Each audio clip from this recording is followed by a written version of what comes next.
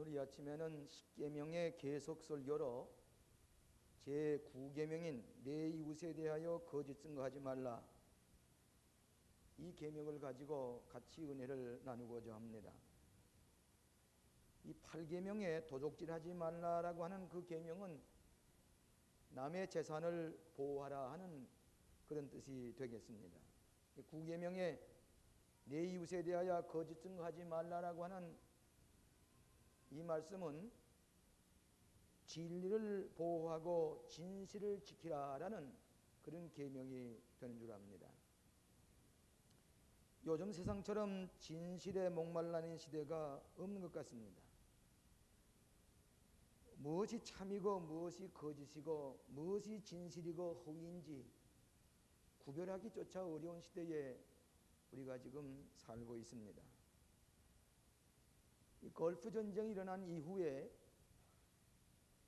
그 CNN이 직접 현지에 가서 중계를 하는 아주 파격적인 그런 뉴스 전달이 있었습니다마는 피차의 어떤 진실을 찾지 못해서 무엇이 진실한 뉴스인지 보도인지 알지 못한 그런 일이 있었던 것을 우리가 잘 압니다. 그래서 세계 제1차 대전의 종군기자였던 필립 나이틀리라고 하는 사람이 얘기를 하기를, 전쟁의 최초의 희생자는 진실이다, 그렇게 얘기한 적이 있습니다. 오늘날 이 도덕과 윤리의 표준도 상도적이 되고 말고 진리도 절대적인 표준이 없이 형편에 따라서 상대적으로 해석해 나가는 그런 시대에 우리가 살면서 무엇이 진리인 것인지, 진리가 무엇이냐고 묻던 빌레다의 말과 같이 오늘날 진실에 대해서 목말라 있는 우리들의 간절한 마음을 생각해 보게 됩니다. 어떤 목사님이 교회에 입교하는 신자에게 묻기를, 하나님이 하실 수 없는 일이 무엇입니까? 그렇게 물었습니다. 그랬더니 하나님은 모든 것 다 하실 수가 있습니다, 그렇게 얘기를 할 때에 가만히 생각해 보십시다. 성서에 의하면 네 가지를 하나님이 하실 수가 없는데, 하나는 하나님의 영광을 나눌 수가 없는 일입니다. 오직 하나님께만 영광이 돌아가는 일이고, 또 하나는 인간의 자유를 침범하시지 아니하시는 하나님. 그렇기 때문에 아담과 하와가 범죄할 때도 그 자유 때문에, 그 선택의 자유 때문에 그들이 범죄하는 것도 어찌할 수가 없이 내버려 두신 것은 인간의 자유를 존중히 여기기 때문인 것입니다. 나중에는 당신이 십자가에 못 박혀서 인간의 죄를 대속할지언정 인간에게 주어진 자유를 침범하지 아니하시는 하나님. 세 번째로는 죄를 묵인하시지 아니하시는 하나님. 죄는 어느 때인가는 심판하시는 하나님. 네 번째로 하나님은 거짓말을 하시지 아니하시는 하나님이시다. 이렇게 네 가지 하나님이 하실 수 없는 것을 말씀을 했습니다. 하나님은 진선미의 근원이십니다. 진리 자신이십니다. 참이십니다. 그렇기 때문에 예수님께서는 하나님의 아들이신 예수님은 내가 곧 길이요 진리요 생명이라고 말씀했습니다. 성령도 진리의 영이라고 말씀을 했습니다. 여러분, 성경에 보시면 하나님은 참이시여 진리이신 데 비해서 사탄과 악령은 곧 거짓이요 거짓말쟁이라고 요한복음 8장 44절에 말씀을 했습니다. 거짓 증거하지 말라.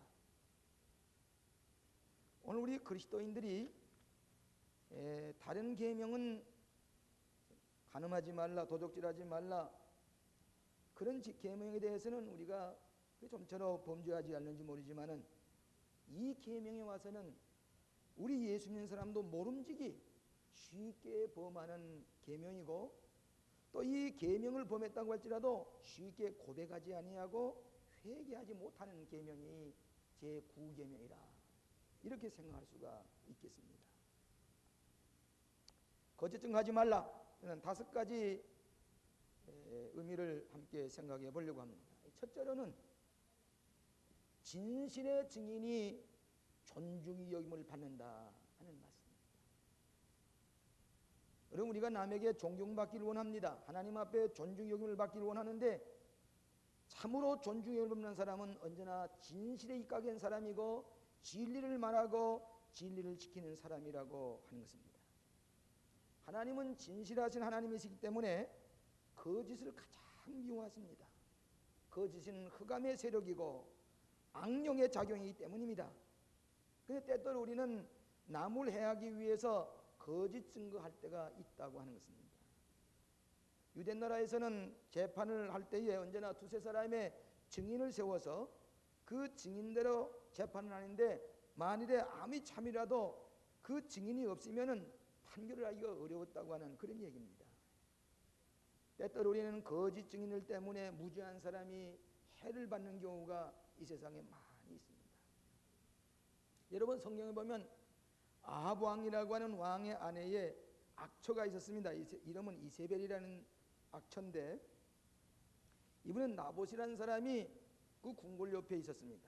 포도원인데 이 포도원을 꼭 가지고 싶은데 이 나봇이라는 사람 이것은 조상 쪽부터 내려오는 유산인데 누가 뭐래도 팔 수가 없습니다.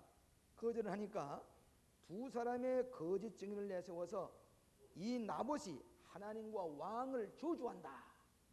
그렇게 거짓 증거를 내세워서 이 나봇을 돌로 쳐 죽이고 그 포도원을 빼앗았습니다.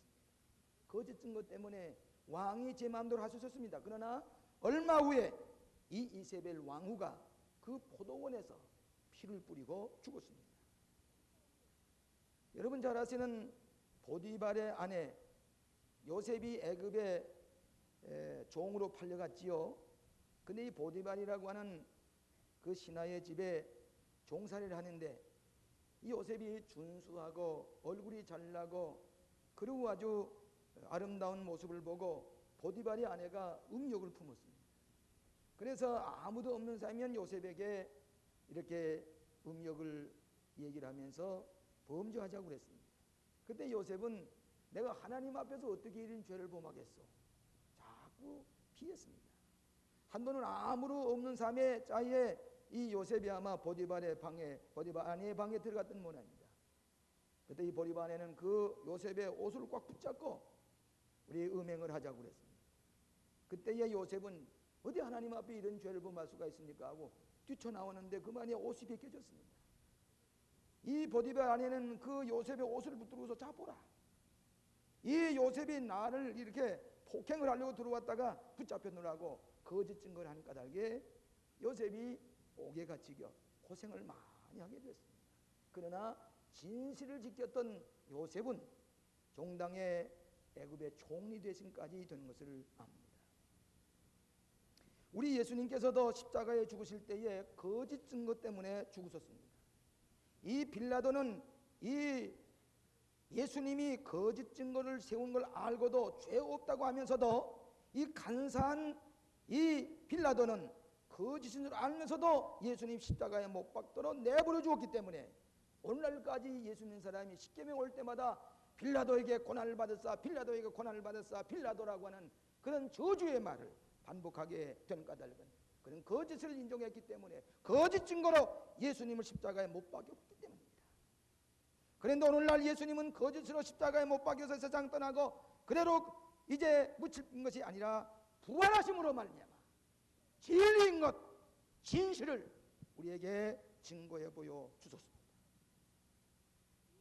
여러분 공산주의를 용납할 수 없는 것은 그게 무슨 다른 철학적인 이들은 난 그걸 다 떠나서 공산주의의 가장 치명적인 건 뭐인 거니? 거짓을 말하는 것입니다. 큰 거짓을 말하면서 모든 백성을 진실인 것처럼 믿게 하는 것, 이 거짓 때문에 공산주의는 오래 갈 수가 없었다는 사실입니다. 이 거짓 교리, 그러면서 백성들을 속이고 백성들마저도 거짓말을 하게 하는 이것이 공산주의가 이 지구상에 남아있을 수 없는 하나님의 역사적인 심판인 것을 알아야 합니다. 저는 그 장백상 밑에 연전에 항일 투사들의 박물관을 유심히 봤습니다.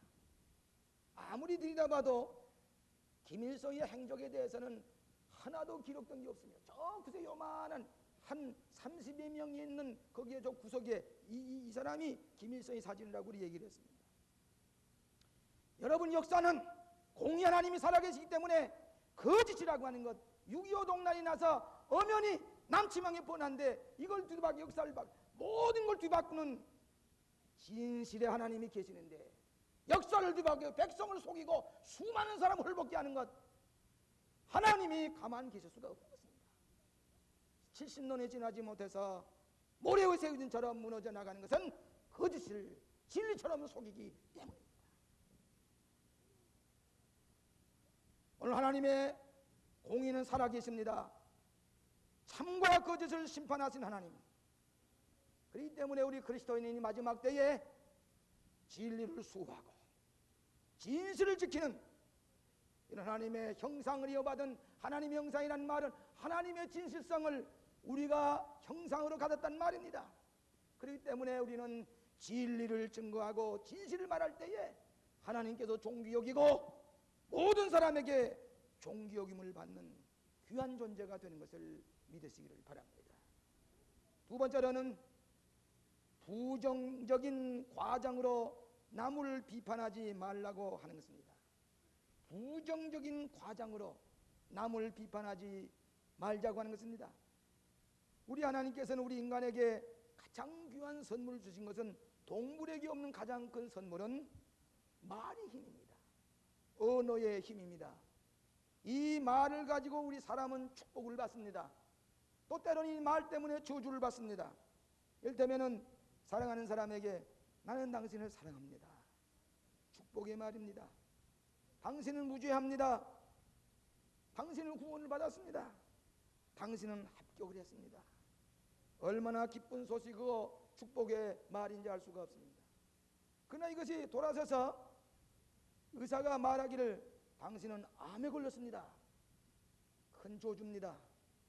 당신은 직장에서 해고가 됐습니다. 당신은 사랑하는 사람이 사망을 했습니다. 당신의 재산이 파산이 됐습니다. 슬픈 소식입니다. 고통의 소식입니다. 오늘 우리가 가지고 있는 이 말 혀를 가지고 축복도 하고 저주도 하는데, 오늘 이 시대, 이 경쟁 시대에 살고 있는 우리들은 라이벌이 많습니다. 적이 많습니다. 그렇기 때문에 때로는 우리가 본의 아니게 거짓말로 루포해서 그 루머로 말미암아 상대방에게 치명상을 주는 일이 우리 혀로 말미암아 이루어지고 있는 것을 말해주고 있습니다. 여러분, 우리나라 사람은 남의 얘기를 잘하는 경우가 많이 있습니다. 특별히 남의 흉을 많이 봅니다. 과장을 해서, 그리고 비판을 하고 거짓을 유포하는 경우가 많이 있는데, 특히 우리나라 사람에게 그런 경우가 많이 있습니다. 어떤 분은 이렇게 대화를 해보면은 한 번 남을 원망하거나 남을 비판하지 않는 분을 보게 되면은 고개가 숙여집니다.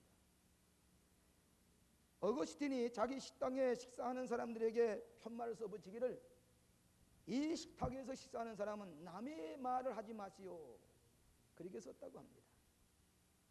오늘 중상모략, 악평, 시비, 남의 인격에 큰 상처를 주는 것은 칼이나 총을 든 것보다도 더 무서운 죄를 범하고 있는 것을 나도 모르는 사이에 이 혀로 짓는 그런 치명적인 상처를 주는 경우가 많이 있기 때문에 야고보 선생은 성경에 가르치기를, 말에 실수가 없으면, 말에 거짓이 없으면 온전한 사람이라. 입에 재갈을 물려라. 혀는 큰 배의 키와 같아서 큰 배를 움직인다. 혀는 많은 나무를 태우는 것 같이 불과 같은 세력을 가지고 있다. 혀는 사람을 죽이는 독이 가득 차 있다. 혀로 사람을 저주하지 말라, 이렇게 말씀했습니다.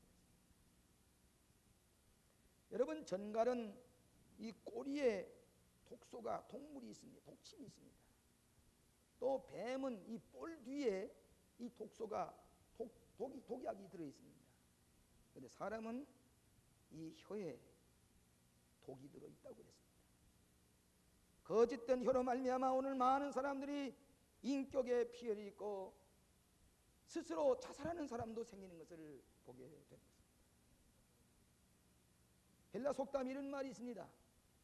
혀는 뼈다귀 하나 없고 아주 약하고 적으나 많은 사람을 찌르고 죽인다. 특히 속담에 혀는 검보다 더 많은 사람을 죽인다 그랬습니다.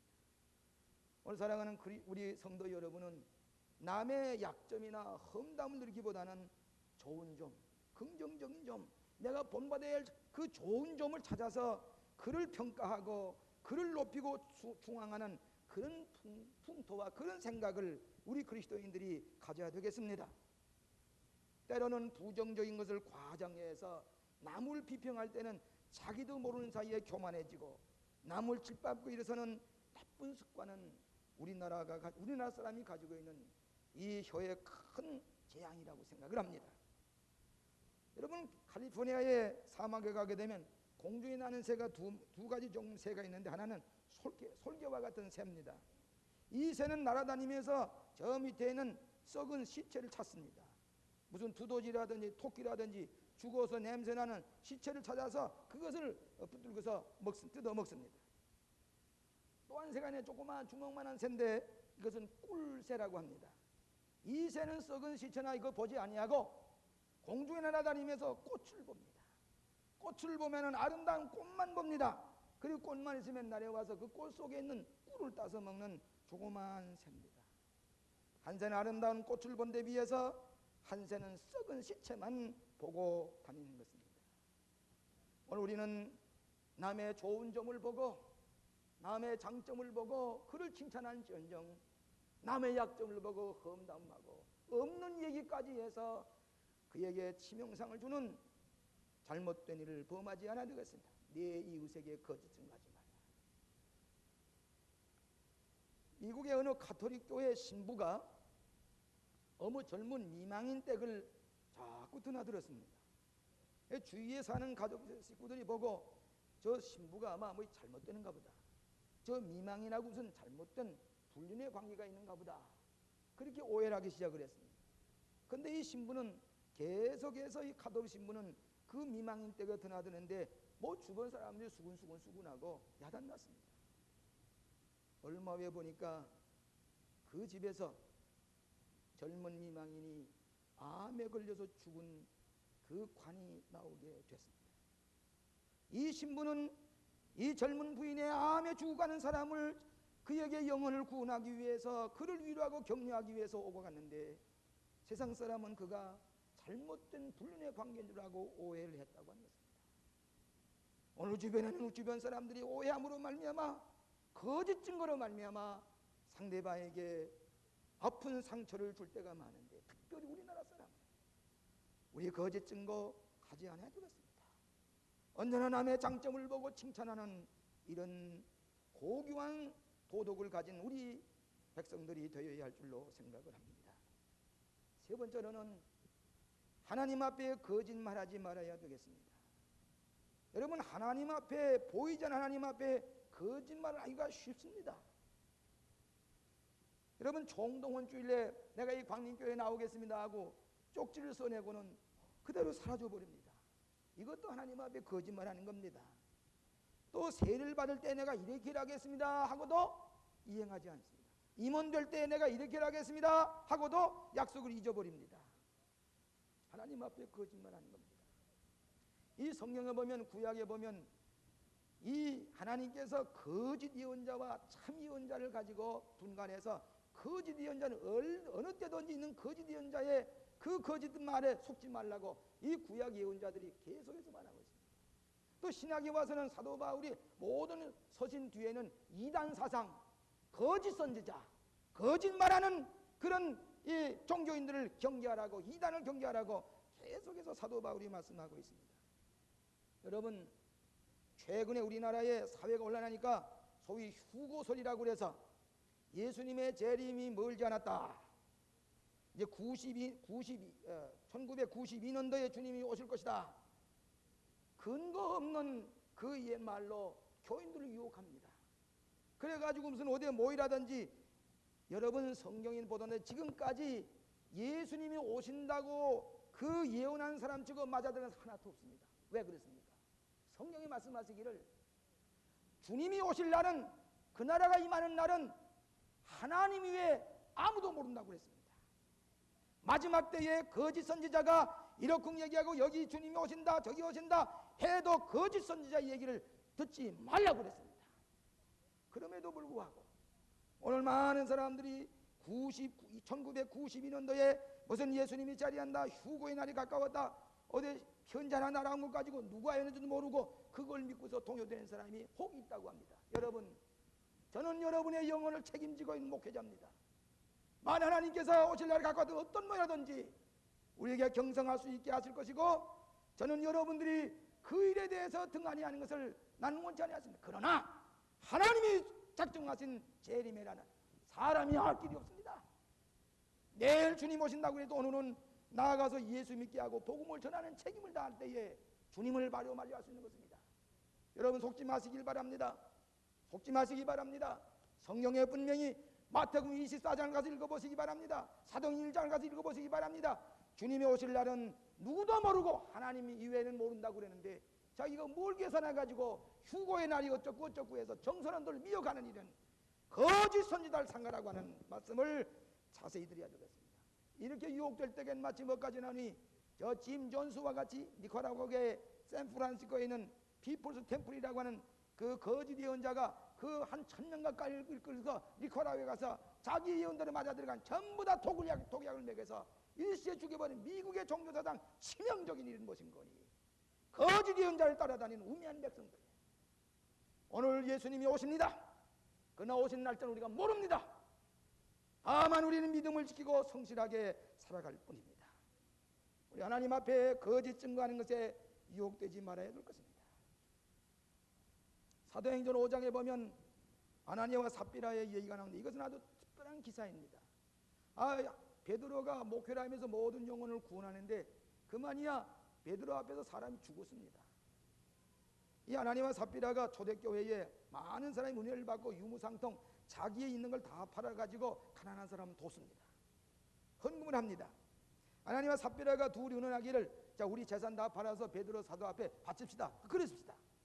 팔았습니다. 팔고서 가만히 계산해 보니까 액수가 너무 많습니다. 요즘 돈을 말하면 한 예를 들어서 한 5억쯤 된다 보십니다. 이건 너무 많은데, 그럼 우리 나무 이거 다 바치고 어떻게 살지? 한 2억쯤 우리 감춰두었다가 3억 개 다 바치면서 이거 다라고 바칩시다. 그 흔히 있을 수 있는 얘기입니다.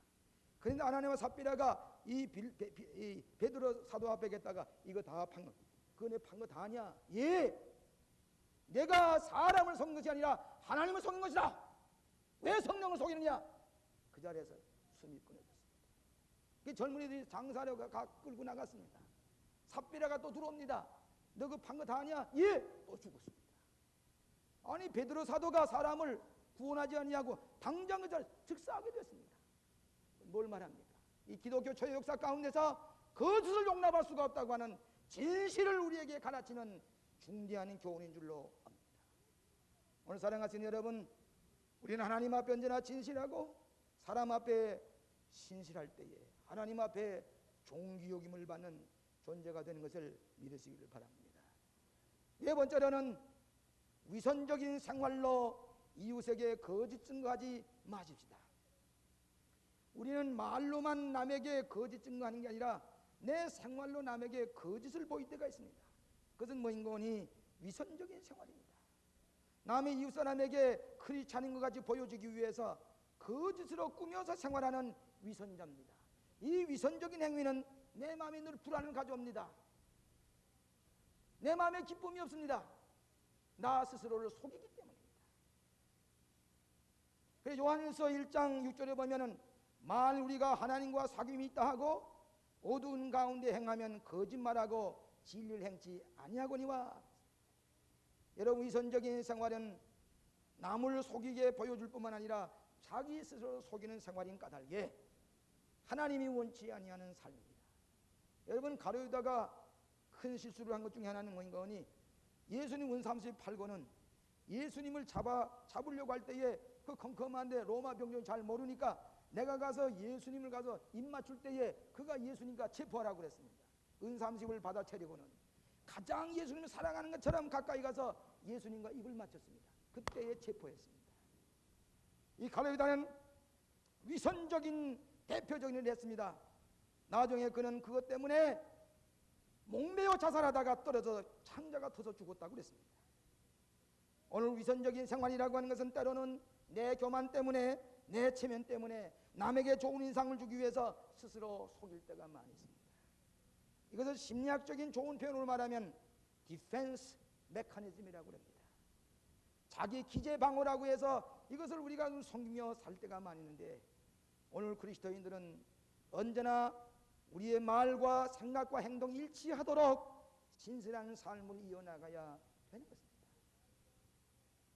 이번에 우리 교인들이 전지훈련을 하면서 그 임원 훈련에 아주 성실하게 임하신 분을 내가 볼 때에 감동이 됩니다.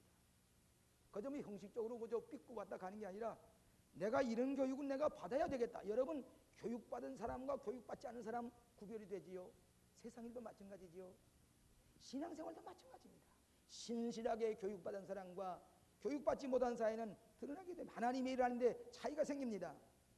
그래, 이 전지훈련에 온 분 가운데 어떤 분은 모든 다 절대하고 그 큰 무역회사의 1번갈 이 출장 다 금지하고 마지막까지 신실하게 참여하면서 나는 생전에 이런 교육을 처음 받았느라고 기뻐서 가는 걸 봤습니다.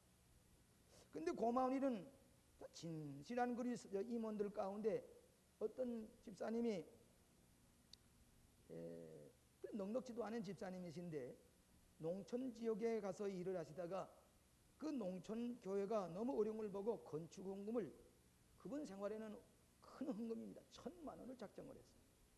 그리고 기도를 했는데 하나님께서 1,000만 원 헌금하시는 헌금을 주셨어요. 그래서 이걸 갖다 바치려고 하니까 이상하게 그 교회 그게 바치지 않더라는 얘기입니다. 그래서 그걸 가지고 다니다가 신년 금식금회 때 바치고, 이번에 이 전지훈련 때에 어떻게 제 방에 올렸는데 전 노크도 하지 않았는데 제가 문을 열고 이상하게 내다보니 그분이 와 계세요. 들어오시라고. 예, 목사님, 이번에 제가 많은 은혜를 받았습니다. 깨달음도 많습니다. 제가 생활이 어렵지만은 농촌교회를 위해서 1,000만 원을 작정했는데 어떻게 이상하게 그 교회에 바치지는 않습니다. 그러니 이 농촌교회를 위해서 제가 하나님의 교회에 바칩니다 하고 그 500만 원을 가져왔어요. 벌써 이미 500만 원을 바치고, 그분이 우리 교회에서 예수 믿기 시작하고 이번에 처음으로 집사 되신 분인데 그 대화하는 가운데 느낀 점은 이렇게 신실한 교인이 말에 꾸밈도 없고 자기가 어떻게 받은 바 은혜를 보답받고 하나님 앞에 보이지 않는 하나님이 약속한 것인데 이걸 어길 수가 없다고 신실하게 자기의 삶을 하나님 앞에 고백하는 그런 말씀을 들을 때에 제가 큰 감동을 받았습니다. 하나님 앞에 약속한 건 누구도 보지 않습니다마는 자기가 신실한 마음으로 하나님 앞에 거짓되게 하나님 앞에 속이는 게 아니라 신실되게 살아가는 것. 우리 따뜻하면 우리 그리스도인이 이중적인 위선적인 생활로 다른 사람에게 거짓 증거를 보일 때가 있습니다. 오늘 그리스도인은 위선적인 생활에 탈피하고 우리의 마음속에 신실과 또 기도와 헌신을 통해서 꾸밈 없는 신실한 크리스찬이 되어야 한다고 하는 말씀입니다. 마지막으로 나 자신에게 거짓 증거하지 마십시다. 여러분, 때때로 나 자신에게 주신 하나님의 무한한 가능성을 과소평가하고 나 자신을 의심하고 나 자신을 이렇게 아주 아무것도 아닌 것처럼 과소평가해 버리는 것, 이것도 스스로 거짓 증거하는 겁니다. 오늘 여러분에게는 하나님의 놀라운 축복을 주셨습니다. 말하는 가능성이 있습니다. 그럼에도 불구하고 나는 아무것도 아닌 것처럼 거짓 증거하며 살아갈 때에 이것도 자기 자신을 속이는 것입니다. 인류의 조상 아담과 하와가 하나님의 말씀에 저 동산 중앙에 있는 저 과실나무는 따먹지 말라, 먹이면 죽느니라 그랬습니다. 근데 뱀이, 사탄이 와서 이 아담과 하와를 유혹했습니다. 그거 하나님이 따먹지 말라고 하다, 예, 따먹으면 죽는다고 그랬습니다. 보지도 말고 만지도 말라고 그랬습니다. 아니야.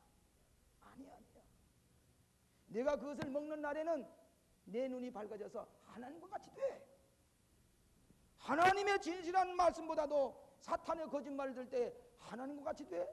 눈이 밝아져. 선악을 알아. 거짓말을 믿고서 하나님이 하지 말라고 하는 선악과를 먹기 때에 그때부터 거짓된 생활이 시작됐습니다. 죄악을 범하게 됐습니다. 징벌을 받게 됐습니다. 살인죄를 자식들이 범하게 됐습니다. 방탕하게 됐습니다. 그 낙원에서 쫓겨나게 됐습니다. 오늘 뱀이 하는 얘기, 거짓된 얘기를 들은 까닭에 인류의 조상이 그것 때문에 오늘날까지 우리는 거짓에 유혹되고 거짓을 우리가 반복해서 짓는 이런 잘못된 길을 범하고 있다는 사실입니다. 하나님의 진실된 말씀을 믿어야 되겠습니다. 하나님의 진실된 말을 믿지 않는 것도 거짓 증거하는 것입니다. 자기를 과소평가하는 것, 자기를 의심하고 자기를 그대로 아무것도 안 내버리는 것, 하나님의 고귀한 형상을 지니는 인간을 거짓 증거하는 것입니다. 하나님의 말씀을 믿고 내 자신의 능력을 하나님께 주신 가능성을 믿고 신실하게 살아가는 것. 오늘 나 자신을 거짓 증거하지 말아야 될 것입니다. 미국의 어느 대학에 대학생이 하나 입학을 하게 됐는데 어려운 대학에 들어갔습니다. 그런데 그 학생의 아버지가 하는 말이, 아버지, 내가 이 대학에 들어가면 자동차 한 대를 사주세요. 그랬더니 그렇게 하자고. 자동차 한 대 사주기로 약속했는데 대학에 들어갔습니다. 그런데 자동차를 사주지 하신단 말이에요. 기숙사에 들어갈 먼 곳에 있기 때문에 기숙사에 갈 시간이 다 됐는데 이 아버지가 성경을 한 권 잘 사서, 좋은 성경을 사서 그 주렁 속에 접어오면서 가서 성경을 읽으라고. 그런데 나에게 자동차 사주는 왜 안 사줍니까? 글쎄 가서 성경을 읽으라고. 그래 기숙사에 갔습니다. 그런데 아버지의 말씀대로 성경 읽는 게 아니라 그 성경이야 맘놀이 읽는 거고, 넌 무슨 얘기인데 저 구석에다가 성경을 내가 던져놓고는 1년이 내내 가도 한 번도 보지 않았습니다. 또 이 1년이 지나서 집에 와서 아버지 나 이 자동차 왜 안 사주냐고. 글쎄 가서 성경을 읽으라고. 성경을 읽어보면 안다고. 이상하다. 그래서 성경을 4년 동안 한 번도 읽어보지 아니하고 다 내둬준 채 내 동네에 쳐놨습니다. 그리고 졸업을 다 하고 아버지 나 왜 자동차 안 사줍니까? 근데 성경 읽으면 안 읽어봤다. 성경 저 빌립보서 4장 19절 읽어보라고. 거기에 나의 하나님이 그리스도 예수 안에서 영광 가운데 풍성한 대로 너희 모든 쓸 것을 채우시리라. 그 성경 읽어보라고. 아직도 뭐지 아닌 걸 가져오라고. 그 성경을 펴보니까 4년 전에 똑같은 약속한 날짜에 그 아들에게 자동차 한 대 값의 수표가 그 속에 들어있는 것을 몰랐습니다.